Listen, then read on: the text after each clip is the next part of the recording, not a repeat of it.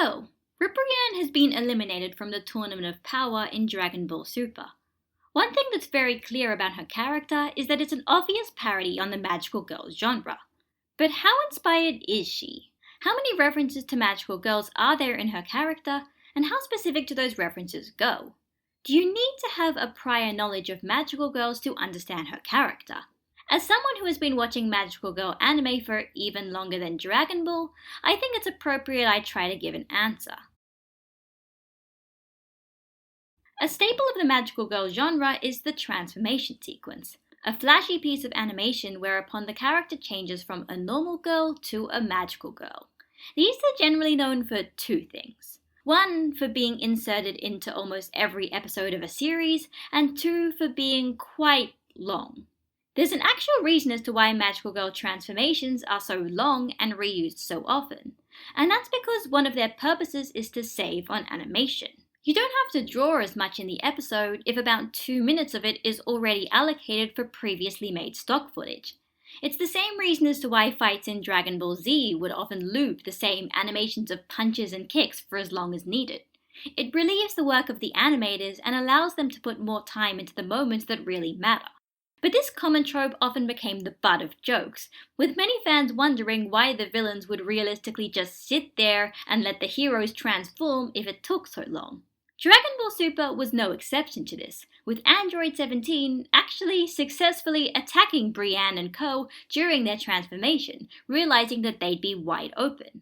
While this idea isn't anything new, in fact, the magical girl genre itself has often poked fun of it, it is a moment where the difference in genre conventions are specifically used for comedy's sake. While Ribrianne is a magical girl, she doesn't exactly fight with magic. Instead, she uses a combination of special attacks and physical fighting, which in itself sounds a little unusual for that kind of character. So the question is, within the genre, do magical girls actually punch people? The answer is not normally, but there are some notable exceptions. Conventionally, most magical girls don't properly fight outside of using their specific magical attacks. But in the Pretty Cure franchise, they do actually engage in physical fights as well as that. Ribrianne's fighting style is more likely than not a nod to that franchise. While the style of fighting in Pretty Cure depends on the season and the people behind it, between the physical fights, unnamed magical attacks, and magical attacks that sound like they're being named on the spot, Ribrianne wouldn't be out of place as a character in Happiness Charge Pretty Cure, where the characters have a multitude of different attacks and forms they can use depending on the situation. As an example, one character can do everything from fly to shooting beams out of their eyes to materializing an energy sword if they think that could be useful. Happiness Charge also features the food-loving Cure Honey, whose voice might sound quite familiar. 嘘でしょ私がこんな小娘の歌に魅了されたっていうのあなたに教えてあげるわ歌は心なのよ Yes, it's the same voice actor as Ribrianne, Rina Kitagawa. So Ribrianne is voiced by someone who has voiced an actual magical girl. And while you may assume that that was perhaps intentional, it's worth noting that the Pretty Cure franchise has been going on for over 10 years, with a new voice cast used almost every year. As the franchise goes on, there's a greater and greater chance that any prolific Japanese voice actress has played a magical girl at some point.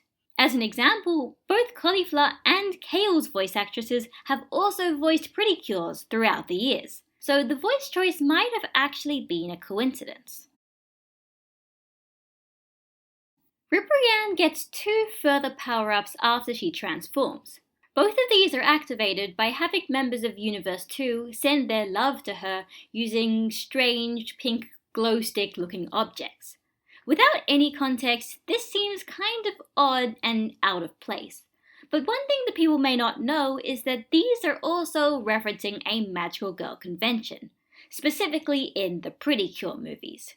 The Pretty Cure franchise currently produces about 2 theatrical movies a year. And for about the last 10 years, an integral part of these movies has been the Miracle Lights. The miracle lights are small, cheap, physical sticks with a small light on them that audiences are given in movie theaters when seeing a Pretty Cure movie. Before the movie starts, the audience is told that when the Pretty Cure are in a pinch, they should cheer them on by waving the light to make a miracle happen. Hence why they're called miracle lights. They're basically used to try and make the movie feel more interactive. And if it sounds childish, it's because these movies are actually aimed at children. But this convention is almost exactly the same as how Universe 2 gives Ribrianne her power-ups. It's quite possibly the most specific and yet obscure reference in all of her episodes. And Ribrianne's power-ups themselves also follow magical girl conventions. The first power-up allows her to grow wings, which is a common feature of the power-ups often granted in the Pretty Cure movies. The second power-up turns her into a giant glowing woman, which, perhaps surprisingly, is also something that has happened in magical girl shows before. Usually is the final attack caused by all of the characters combining their powers that defeats the main villain. In this form, Ribrianne's outfit even becomes more detailed, something that usually happens in most magical girl power-ups. That's not to say everything Ribrianne does is a reference to Pretty Cure. The tendency of Ribrianne to make speeches about punishing opponents in the name of love, as well as the male characters of Universe 2 acting like knights to try and protect her, are ideas much more inspired by other magical girl stories, and in particular Sailor Moon. While Pretty Cure is a well-known franchise in Japan, and in fact airs right before Dragon Ball Super on another channel, it's not the only franchise that Ribrianne takes inspiration from.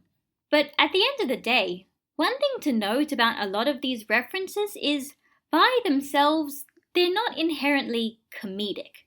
Audiences may recognize them, but that doesn't mean they're only included to be laughed at. Unless there is some kind of punchline to it, a reference alone isn't a gag, only a reference. Most of the comedy surrounding Ribrianne doesn't come from poking fun of genre conventions, but rather by her attitude, from her unusual attacks to her highly animated reactions. Despite all the references, Ribrianne is a Dragon Ball character first and a magical girl second. That's why, when she transforms, she doesn't look much like a traditional magical girl at all, even if she does act like one. So prior knowledge of magical girl conventions does help explain some of Ribrianne's stranger attacks and power-ups, but it's not absolutely needed to understand what her character is about. Ribrianne is a fighter in the Tournament of Power who is magical girl inspired, but she can still be entertaining even without understanding of the greater specifics. If you have any questions or discussion, feel free to leave a comment below. I do think this is one of those things that not everybody knows about. There's not exactly an overlap between shonen action series and magical girl shoujo series, but I think it is in fact that overlap that makes it incredibly interesting to talk about. And if you're interested in more Ribrianne and magical girl stuff, you can check out my video analyzing the possible inspirations behind the animation of Ribrianne's transformation sequence and first attack in episode 91. So I hope you enjoyed this video, and hopefully you all learnt something new.